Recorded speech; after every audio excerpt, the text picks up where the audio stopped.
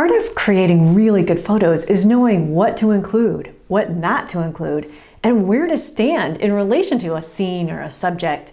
And that is composition.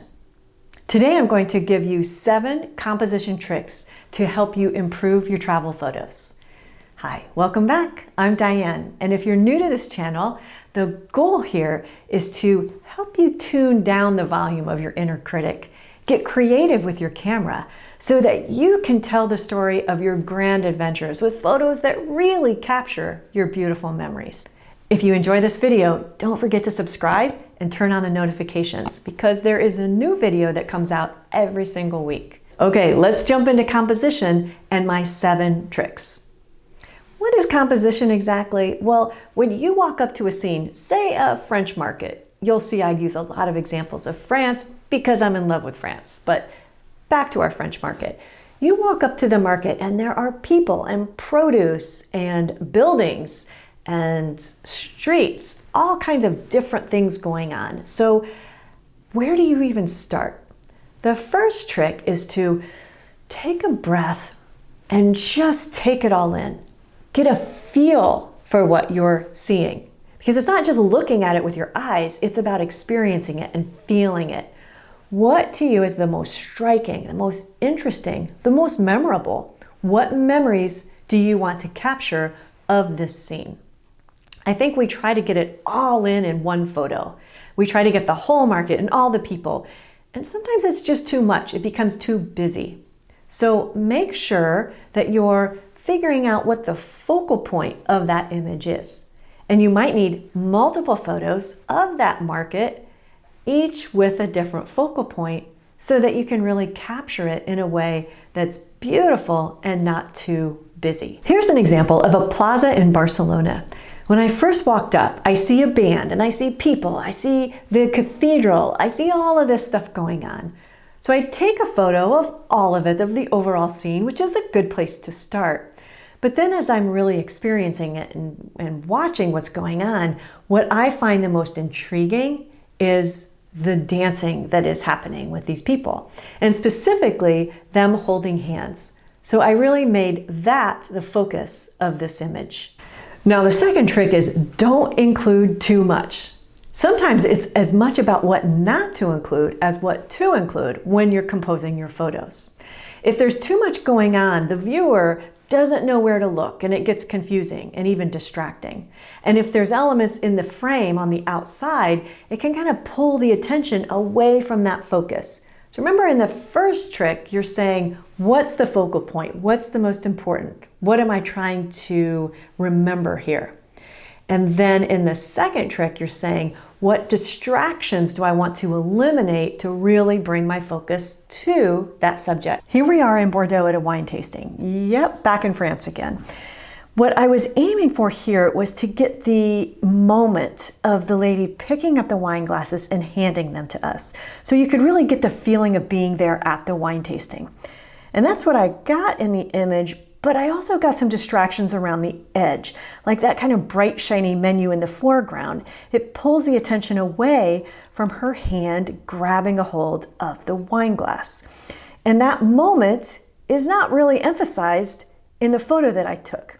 So what I did is I cropped it down to remove the distractions so that now when you look at it, what you see, what the focal point of the image is, her holding on to the wine glass, getting ready to hand it to me, of course. So the best option is while you're out there in the field to do your best with composition, but you don't always get it perfect. So cropping later is a great tool to eliminate those distractions that might have creeped into that photo and pull that focus back into the subject.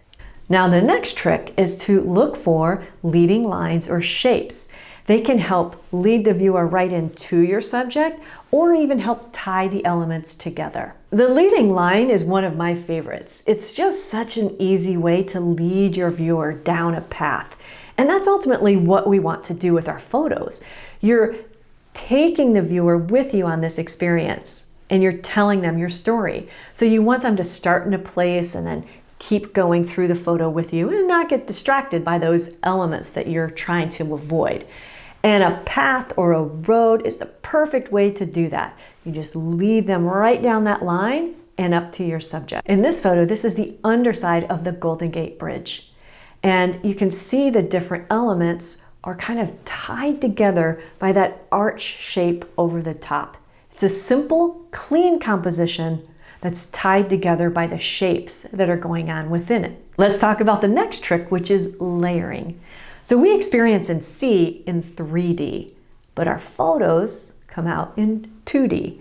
So to give your photos more depth, more interest, and the feeling of more complexity, add elements in the foreground, the midground, and the background.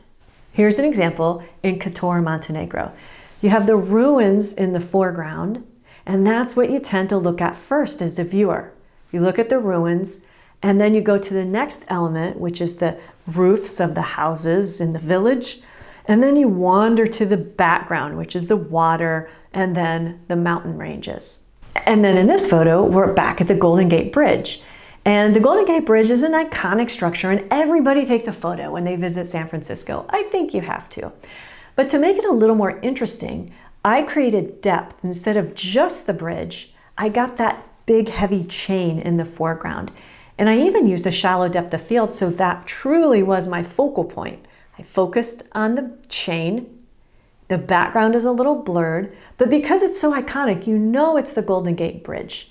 So now I have these different elements in the foreground, midground, and background to give it depth and interest. The next trick is to tell a story with your photos. That can mean one photo that tells a story and the viewer looks at it and has questions like, I wonder where they're going. I wonder what they're thinking.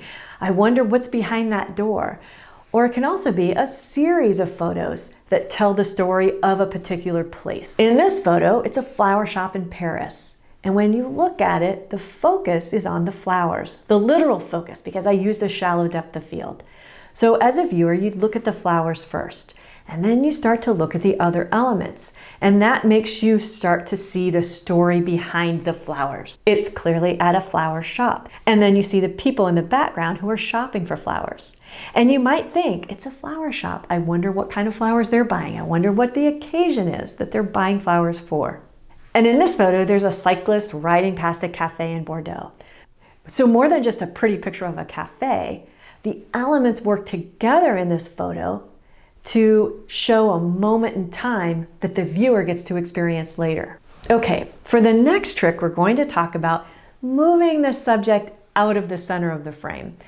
I think it's pretty normal. It's natural to pick up a camera and just put that subject right in the middle. It's our first instinct, I think, when we start to take photos.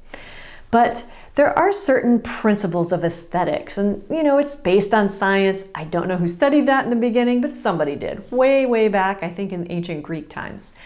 And what's actually more appealing to us as a viewer is to shift that subject out of the center. And one thing you'll see mentioned is the rule of thirds. Basically, that takes a grid containing 9 boxes and puts it over your photo. And where those lines intersect, that's where to place your subject. That's the rule of thirds. Let's look at an example of that. This boy in the cave is my subject. And I show the grid here so you can see where those lines intersect, and that's where his face is. So let's look at it without the grid. This is using the rule of thirds, and you can see it would be a very different photo if he were centered right in the middle of the frame. Now let's look at another example. This vendor in Central Park, New York City, is setting up for the day. And I shifted him to the right side of the frame. That gives me all the context of the rest of his booth and what he's working on. Imagine if he were in the middle, how differently this photo would feel and look. Now this don't center your subject also applies to horizon lines. It's very natural also to always put that horizon in the middle. I don't know why, but in our brain somehow it feels balanced. But when we look at the photo later, it's not as interesting if the horizon line is shifted up or down a little bit. So this is the way to think about it. When you're taking a landscape photo, if it's a beautiful night with the sun going down and there are lovely sunset colors in the sky and lots of pretty clouds, then likely the most interesting component of that photo is the sky. So you might want to shift the horizon level down a little bit to get more sky than foreground.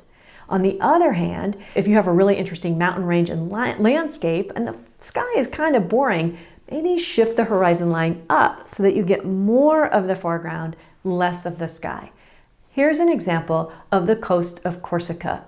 What I thought was most interesting were the rocks and the water spray of the sea. So I made that more prominent in the photo by shifting the horizon line up just a smidge. Now, sometimes all the stars align and our photos come out perfectly. But when we travel, there are a lot of things out of our control, like the light and the elements within our frame. We can't move them. We're not at a portrait studio where we can ask the person to turn or sit down or stand up. We're kind of at the mercy of whatever we're witnessing as travelers. So we're also sometimes limited on time because we travel with other people. We have an itinerary to keep up with. So we don't have all the time in the world to figure all of this out.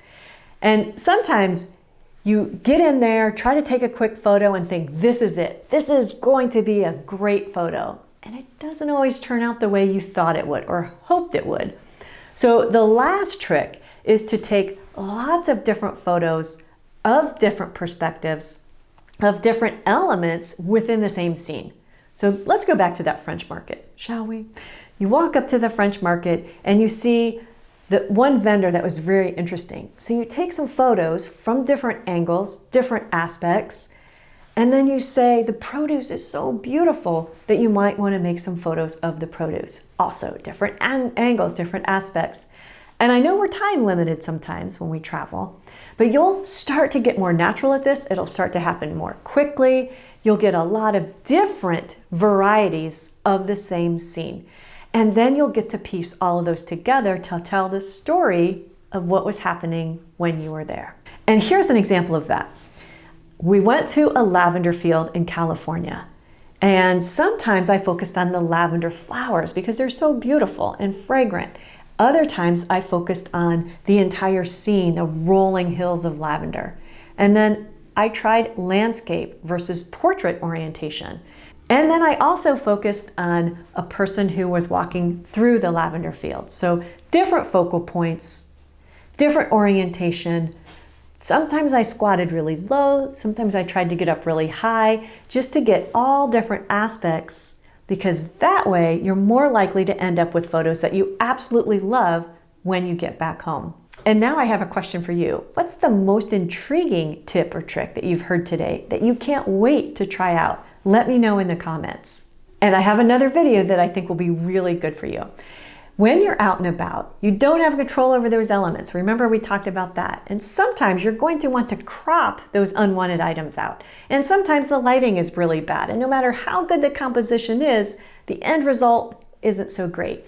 But just a few basic editing tips can really help you. So make sure to watch how to edit your travel photos in 5 minutes. So make sure to subscribe, watch the editing video, and I'll see you again in the next video.